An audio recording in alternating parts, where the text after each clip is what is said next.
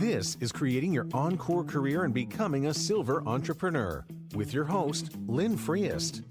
Lynn will share ideas and expert advice from people that are walking in your shoes and living their encore careers, where they want and at the pace they want.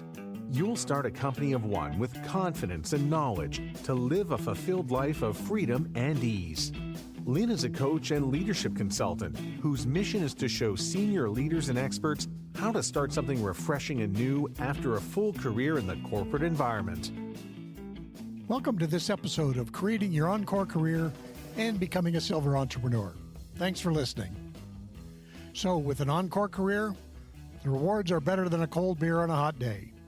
And you can be creating more value in the world beyond winning just the next pickleball game. You can work when you want, where you want, and you can do the work you love. You can live the dream. If you're ready to get started today, please contact me at lynn@lynnfreest.com. Thanks for listening. So this is episode 171, and it's an interview with Matt Clark, and he's going to talk about using neuroscience to create your high-performance encore career. Matt spent 15 years in NASCAR building high-performance pit crews for championship drivers like Jeff Gordon, Jimmie Johnson, and others. He brings unique insights, experiences, and lessons that were forged at the highest level of competition. He helps high performers experience a mind shift using neuroscience behind the belief formation. So, do you ever experience limiting beliefs? Are you tired of being stuck in neutral, but can't figure out why? So today, in our conversation with Matt, we'll talk about a couple of things. One, he's going to explain what a pit crew coach actually is. But then two, how in his story, his limiting beliefs affected him. Then he'll go in to explain more about the power of beliefs. And finally, he'll talk about the ideas in neuroscience that can help us change our self-limiting beliefs. On with the interview. Well, welcome, Matt, and I'd like to kick it right off and have you describe a little bit about yourself and the things you're interested in. Thanks for having me, Lynn. So a little bit about me. I am a former NASCAR pit crew coach, and I get asked a lot, what is a pit crew coach? And if you look at it like this, if you played baseball, t-ball, you had a swimming coach, any type of stick and ball sport that has coaching, a golf coach, I'm that guy.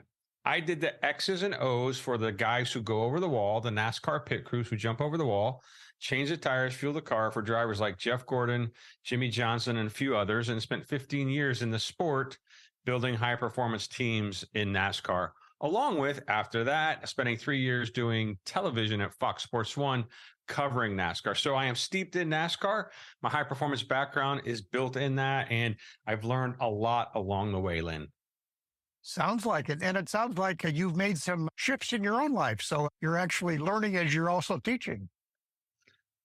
So it's really amazing. One of the things I love is brain science, neuroscience, and really the science behind performance. So a while back last year, I really started diving into the neuroscience behind performance. What is helping people get unlocked in the performance psychology? And I've worked with high performers for a lot of years. And what I found is in this journey, I realized myself, I had self-limiting beliefs. And now I had known, I think we all wrestle with that a little bit, Lynn, and I knew it, but it wasn't until it was fully brought to my consciousness that I said, wow, this is really impacting my own performance. And I'll be honest with you, it happened with one of our colleagues and good friends, Dr. Eugene Choi. I did a weekend event with him, one of his workshops. And he talks a lot about survival state and flow state and the brain science behind that. And one of the exercises was we went back into a traumatic moment or a moment that we remember deeply. And during that time, I realized something happened in high school. I was a high school athlete, and it was on the baseball diamond. And I left that situation, and I didn't realize until 25 years later, 30 years later, that had such a major impact on how I viewed myself. And then what happened is after that incident, and I'll tell you what the incident was really quick, Lynn. In a key moment, I was a sophomore playing varsity. There was a varsity player that was hurt. Division I player. He was recruited going to D1 school to play baseball. And the coach decided to pinch hit for me. In the moment, I was like, okay, that happens. And I didn't realize how long that stuck with me. Now, when I did this work with Eugene and I walked back in time, and I'll share with you in a second how that went, but I realized the coach made a good decision. It had nothing to do with me. It was the right coaching move. You had a senior who had experience in the playoffs heading to the state championship and a sophomore who didn't have as much. So that began to stack beliefs that I wasn't good enough. I was a role player. And I lived into that. And then I stacked other beliefs on top of that. And let me hit what happened at this event, because it's part of what's helped me become unlocked and build my believe like a champ framework. Is I got clarity on the thing that was holding me back. I actually put my arm around myself in this conversation, right? I went back in my mind, put my arm around myself, my 14, 15-year-old, 16-year-old self in high school, whatever that age was. And I had a conversation with him. And I still get emotional about it, but it was like, I said to him, Matt, that's not you. You're not just a role player. That thing that you believed you were. And we had this conversation, and it was in my mind. It was so deep and so powerful. And if you're familiar with the field of dreams, we walked into the corn together. It was crazy how it unpacked. So when we came back out of that meditative state, I was a train wreck, Lynn. I couldn't share with the group like what just happened. But I pinpointed a major event in my life that created a belief. And that put me on the path to say, why have I not been able to shake this fundamental core belief? And then I stacked on some other beliefs. I went to a no-name college. I played community college baseball. And then I ended up working at the highest level in NASCAR with drivers like Jeff Gordon and Jimmie Johnson. And I said, surely someone is going to find me out because I am an imposter. So I lived for 20 some odd years during that time of great success as an imposter. And I said, I have to get to the bottom of this. And then I really dug deep into the neuroscience of how beliefs are formed. So belief formation and belief transformation. And what I really discovered is two things. It's happening at the cellular level. And then I was confusing desire for belief. So I had this desire to be successful. I had this desire to do these things, to be this great whatever, right? And I had achieved decent amount of success. But I think as achievers, we want to just work to the next thing and move to the next level and do it the right way. But I was blocked. And then I realized when I had that epiphany, like, it's not desire, it's my belief system was broken. And I held fundamental beliefs that were not true. And that put me on the path to the neuroscience of understanding how beliefs are formed, how we transform them. And it really is happening at the cellular level. Well, that's interesting and amazing. And for our audience out there, as you make a transition from corporate world into the entrepreneurial world, there's going to be a piece of this that you'll probably have to work with. And so I really thank you for starting us on this discussion, Matt. Listen, everyone deals with imposter syndrome at some level, at some way, shape, or form. And it's what we do with it. And when I began to understand that I could change my beliefs, because here's what I ran up against, Lynn, is I couldn't figure out how to change my beliefs. Beliefs were abstract to me. Like, it was like, okay, we talk about beliefs and Gandhi's great quote. What does it start with? Our thoughts, our beliefs drive our thoughts drive our words drive our actions, drive our values, drive our destiny. I was like, that's great. I love that. But I couldn't get my beliefs changed. And then I began to understand it happens at the subconscious level, because our beliefs happen at the cellular level and are stored in our minds as images and memories that we have to change. Okay. So how did you work through that, or what were some of the beliefs there, and how did you challenge them mostly? Yeah. So let's walk through basically how it happens, right? And how it happened to me. I realized, okay, I was having these thoughts of I wasn't good enough. It was a loop playing in my mind. And again, our beliefs drive our actions, our inner narratives, et cetera, our energy, our cellular energy. And I was like, I have to get this changed. I'm like, how do we form beliefs? And it's as simple as this. Our mind, our brain is always trying to make sense of our environment. It's processing so many bits of data, millions of bits of data every second. And it's just filtering out the things that it thinks is important. So you and I both wear glasses, right? So we see life through these glasses, through these lenses. Our belief system are the lenses in which we see life, right? So through our beliefs and our belief systems is how we process life. So our brain is like, well, let's look for the things that align with that and that we think are important. So if I have a limiting belief that I'm not good enough, that I'm not valued, I don't measure up, I'm never going to be the star player or make it to quote unquote the next level, I began to look for things that reinforce that. So I'm taking that in. So the brain sees an event. It could be someone, let's just say you don't think that you're tall enough, you're not handsome enough. You pick up stuff out of the environment, a conversation, et cetera, and you're like, wow, you think I'm not beautiful? If they say, hey, your hair's out of place, and then you misinterpret that, right? So we have the event and then we have the interpretation. And we interpret that event and we're always looking for meaning. And what happens is the brain checks our database of stored memories, et cetera. And it's like, wow, okay, yeah, that looks familiar because the brain likes familiarity. It's lazy. It likes the least path of resistance. And then after we have that interpretation of the event, there's a physiological response. So our body is made up of trillions of cells, and they communicate. And within this communication, there's 200 and some odd known neurochemicals that move out through our body. And when we have this response, fight, flight, flee, hunger, it makes that interpretation. And then that physiological response is happening.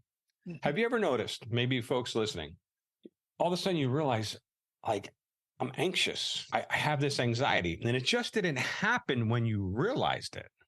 Mm-hmm. That elevated heart rate or a little bit of shortness of breath or a little bit of the clamminess had already begun to happen in the background. And that physiological response is going on. So once we have that physiological response, if that event is powerful enough, we store it away. We move it from short-term memory to long-term memory. Then that becomes the database that we check the interpretations and we see the world through, right?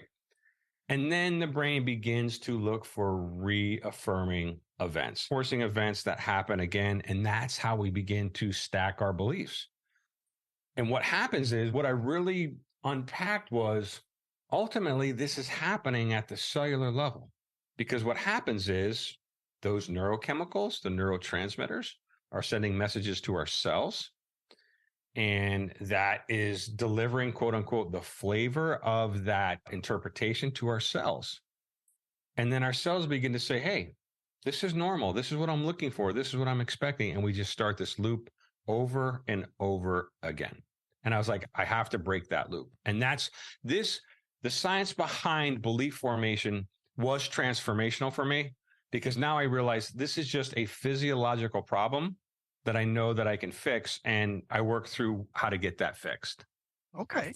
So it's interesting, again, recognizing that so much of this is in the background for any of us, that even as I made my transition into entrepreneurial life, it was always hard to see, why was I uncomfortable? One of the examples I had was I was afraid to make mistakes, but I'd come from a long history in manufacturing where you didn't do anything until you were 99.9% sure it was going to be right. You didn't want to disappoint the customer. And all of a sudden that was a belief. But I had to think about, okay, as an entrepreneur, I'm going to make mistakes and it's going to happen all the time. But it's been a journey to try to get comfortable with that.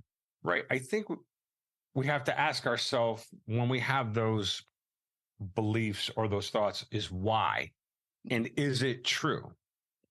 And that's where I question myself now, if I'll say, hey, you're not good enough, or I have a thought that begins to resonate with lack of self-worth or a limiting belief, I have to interrupt that and say, no, that's not true. and I'm changing that belief pattern. And it happens at the subconscious level, because if we look at our brains, there's basically, it runs, and I use my NASCAR metaphor. We have our conscious mind, which is the standard or manual transmission, right? We do the input. And if you've driven a manual or standard, you get it, right? We're changing the gears, we're thinking, we're doing. And then our subconscious is the automatic transmission, shifting gears without us knowing. Mm-hmm. And it's running in the background, but that's the thing that I want to change. And if our brains are the ultimate horsepower, the transmission is what brings the power to the wheels to get us going. And that transmission is our belief systems. And that's what I began to unpack. And that was what was a huge change for me, Lynn. Sure. I could see that. Did you use special procedures or systems to help you start becoming aware of where your beliefs were, where you wanted them to be? Yeah. So let's back up 1 second. Most of our beliefs, 90 some odd percent of the I can't remember the exact number, but are cemented by the time we are 6 or 7 years old. But then we have beliefs that over the course of our lifetimes begin to take hold. So I had to say, how do I get those changed? And what I began to do is I began to look back as I went through this self-discovery and did a lot of deep work, a lot of reading, a lot of science-based articles and books. Some of it was like very eye-bleeding, if it's just like very big words and like super deep stuff. But I needed that to say, okay, I get it. My brain, my mind understands what is actually happening. And then I began to redo that and realized, okay, this is what happened to me. And this is the CHAMP framework. And this is how I ended up changing and working through my beliefs, is that I got clarity on what the major belief or untruth was. And here's what's interesting. We can have more than one, right? And if we look at beliefs, we have to understand, what is mindset? Mindset is our beliefs. Is it our beliefs about something? We may have phenomenal mindset about money, but a terrible mindset about relationships. So I got clarity. Mindset isn't one thing. Mindset is a lot of belief systems. So I got clarity on what was happening, and that weekend helped me get that clarity. So we get clarity on the event, the traumatic event, the belief, and it could be words that someone said in passing. It could be your second grade teacher said, "You'll never get math." And that just took root. And then the next time you struggle on a math equation, I'm not good at math. And then another one, I'm not good at math. I'm not. And then all of a sudden you have a core belief that I'm just not good at math. It's just not my thing. And I happen to be that guy. Part of it was in middle school, I didn't pay attention during math class, but it's not for the ability to learn. It was the ability to pay attention. So now if I say, I have to check myself, it's not that I'm not great at math, it's that I didn't put the work in to understand math. So I got clarity on the self-limiting belief. And honestly, Lynn, that belief that started and the beliefs that began to stack on top of that, I saw myself. And as I looked back into my life, I'm like, wow, Matt, you always took on the role of servant leader, which I love. Like I believe that servant leadership is the right model for leadership, right? Serve others first. And I did it with the right heart, but I also realized sometimes I overserved to compensate because I didn't believe in myself. And to the coaches out there listening, the managers, sometimes we over deliver because we feel like we're not providing enough value. And I found myself, as I look back, I'm like, why am I over delivering? And sure, I love people. I love helping people change. But then there's a point of like, you're over delivering because you're afraid that you're not giving enough because you don't value yourself enough. So getting clarity on that, right? Getting clarity on the things that are holding us back, and then getting clarity on the vision that we want, because the brain thinks in specifics. So I need to get clarity of the picture that I truly wanted to hold of myself. Then we have to honor ourselves, right? We have to honor our journey. My coach that was working with me well over a year ago said, I don't see that you're honoring your journey. And in full transparency, for the longest time, I didn't embrace my NASCAR roots. I felt they were corny, they were redneck, they were who cares, not mainstream sports. Like I just made all of these things that I had in my head that no one would appreciate my experience. But when I tell people what I did and who I did it with and what I did in the championships and all the success, they're like, oh my goodness, that's phenomenal. Are you kidding me? That's the coolest thing ever. So I had to begin to honor my journey and honor my experience. And then once we do that, we have to work on our affirmations. And listen, I've done affirmations for a long time. I don't know about you, Lynn, but I believed in the power of affirmations for a long time. But I couldn't get the change that I needed just by simply saying, I am better. I am handsome. I am smart. I am whatever the I am. But it wasn't until I realized I have to tap the subconscious. And we do that. The way to get to the subconscious, we can go through the five senses because our brain experiences the world through the five senses, right? Our eyes, our ears, our mouth, smell, right? And kinesthetic, our feeling. But the big three, which is the visual, auditory, and kinesthetic, are the way that you get to tap the subconscious. So when I have my affirmations now, I have to say to myself, what am I going to see in my life? What am I going to see in my mind's eye that represents this new belief? So I have to see it in my mind. Then what will I hear others say about me? What am I hearing? Great job, Matt. You're doing well. You deserve this. You deserve the success.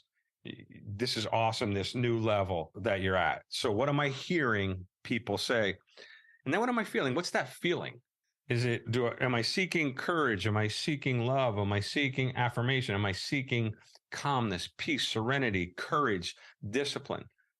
And if I can't muster that feeling, I can tap into that feeling that happened at another time. Mm-hmm. If, like, let's just say, when my child was born, that was a moment of elation.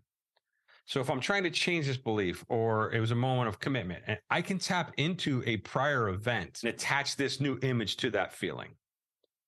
And then I begin to see change. And it's not about motivation. It's really about getting that automatic transmission changed out and putting a new transmission in that can run on autopilot. Because 90% of our processing power and processing happens at the subconscious level. We're not even aware of it, but it's the most powerful point or powerful part of our brains is that subconscious that's running all the time. Then I have to monitor the input. And this is big. And when I talk mindset, I talk voices, choices, habits.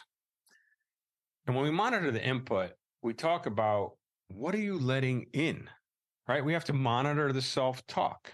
What are the voices we're listening to? What is the self-talk we're listening to? I'm going to get real with you here. What is the music we're listening to? And I don't say that to knock anyone, because I love all styles of music. It doesn't, like, I'm just a musician at heart in some respects. So I love all types of music. I can appreciate any type of music.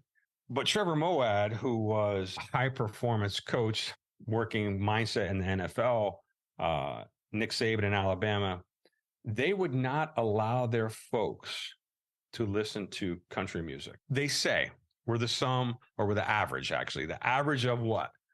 The 5 people we hang around. Mm-hmm. Who's your group? Who are you hanging with? That's why we're in the mastermind together. We want to be around people that are like, hey, elevating. So I want to challenge folks. Listen, you don't have to go dump your friends. You can't dump your family, even if you've got a negative family.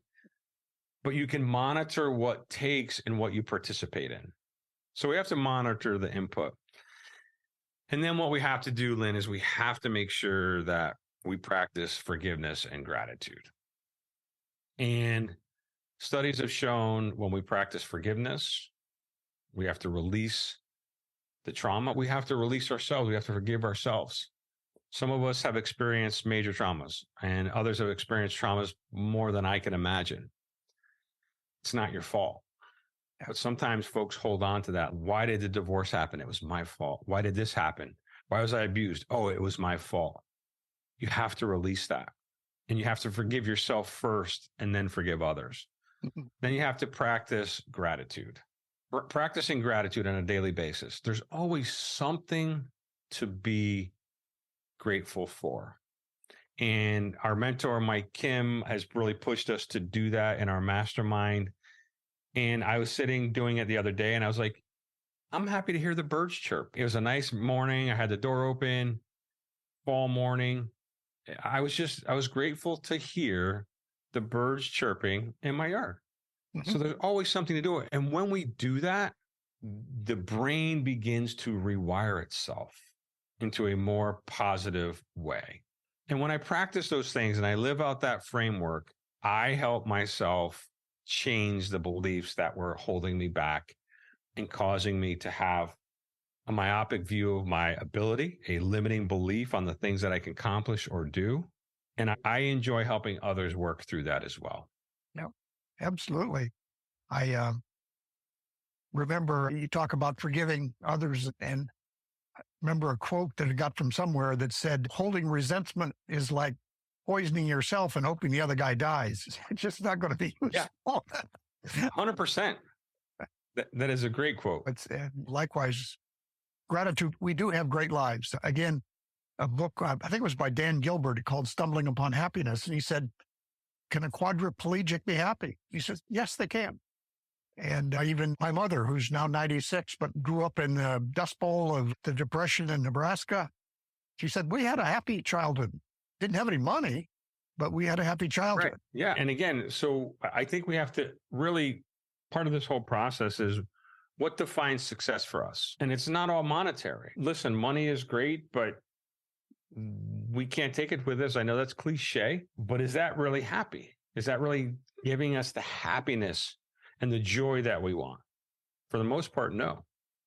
I'm on a mission to build stronger and deeper relationships. That's what's motivating me, is to just be a contributor in this world. My personal core values are purpose, impact, transformation, PIT, right? Pit Crew Coach. And I want to be able to help people transform, and I want to connect with people and help them grow.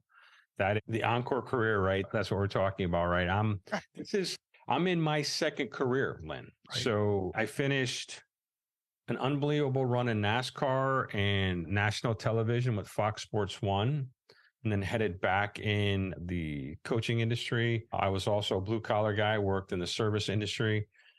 So I've had to redefine myself. Mm-hmm. And in doing that, and this encore in this second phase, and I believe that the latter will be greater than the former. That is where I'm headed. But I was pushing up against some limiting beliefs that I carried out of that ultimate success. And what's crazy is I told my wife the story, Lynn, of how I felt like an imposter for 20 some odd years. She was flabbergasted. Mm-hmm. She's like, Matt, how did I not see it? Number two, I'm sorry for not seeing. I'm like, it's not yours to see. It's my journey to hide. And we can have great success and still feel like an imposter. But I want to live unlimited. And that is my mission, to live as an unlimited champion. That's what I want to do. And that is my goal. That is my purpose. Wonderful. And again, you think of the people who might be starting this next chapter of their life, however they choose to do it, the whole idea around being aware of your mindset. Again, in corporate life, many things were decided for us, and we had a framework, we had a way we worked and lived for maybe 30 years or so. And now all of a sudden we can do anything we want, which is a nice thing. On the other hand, what do? Because all we've got is the frameworks and the beliefs and the habits of the corporate life, which may or may not have served us well, and especially not going forward. I think really it is a inventory. It's time to do inventory. Occasionally over the years, I'd ask my wife, what am I good at? Mm-hmm. And she's like, you're good at a lot of things. And I know, but what am I really good at? Because sometimes we struggle to see what we're good at. But I know that I'm good at a couple of things, Lynn. I'm good at building teams, right? That's what I did for professionally at a high level for 15 years. But what may be good at building teams is I'm great at people. Right. I know people. I know behavior. It's intuitive to me. And I think we have to do an inventory. If I said I wanted to be an accountant as my encore career, Now, I studied a year of accounting in college. My parents sent me to a great college in Connecticut, Quinnipiac University now. It wasn't a university back then, but is a well-known university now. But I studied accounting. I suck at accounting. I hate numbers. Again, that may be a self-limiting belief that I have, right? But I don't enjoy diving into the numbers, into spreadsheets. Some people do. They love that. So that wouldn't be a good match for me. But if I look at my inventory and say, what am I good at? What do I enjoy doing? What value can I bring?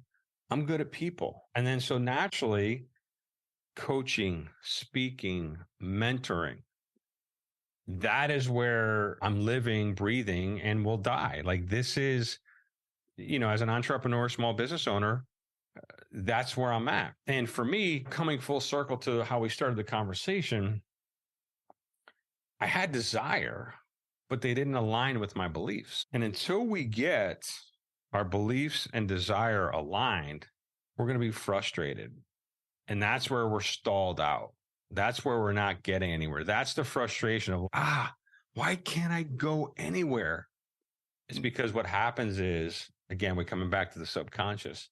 If our beliefs are not aligned with our desires, we find a way to self-sabotage. Because the brain's, you say you want happiness, but what is happiness? I don't know what happiness is. I'm going to keep doing what I know how to do. Mm-hmm. What is joy? What is fulfillment? What is your calling? Whatever.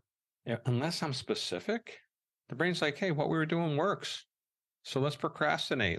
You don't have to worry about that. It's all good. You're not going to reach that level that you want to reach.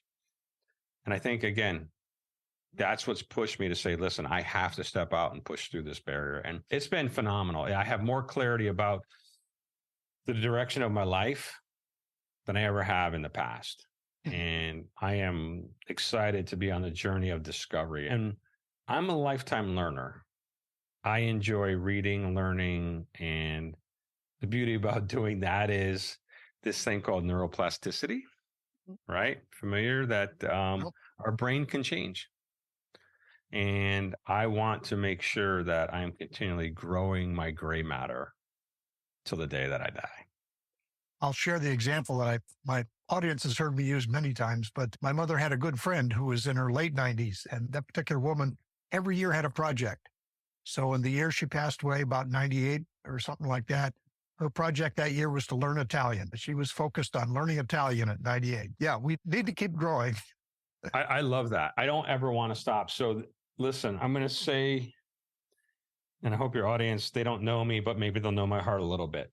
When you turn 50, you start getting the ARP stuff in the mail. And this is me, Lynn. This is strictly me and no one else. Mm-hmm. I won't hear of it. It goes right in the trash. Yep. I told my wife, she's like, why are you fighting age? I said, I'm not fighting age. I'm just fighting the mindset of being aged. I told her I will never take a McDonald's coffee discount ever. I don't want a senior discount. Now, this is me, gang. If you do that, great. And maybe my tune will change because I'm not quite there yet. So no judgment. But she's like, why are you always fighting this age thing? I'm like, I want to be relevant till I die. I don't want to be boxed and like, hey, we're doing the senior cruise.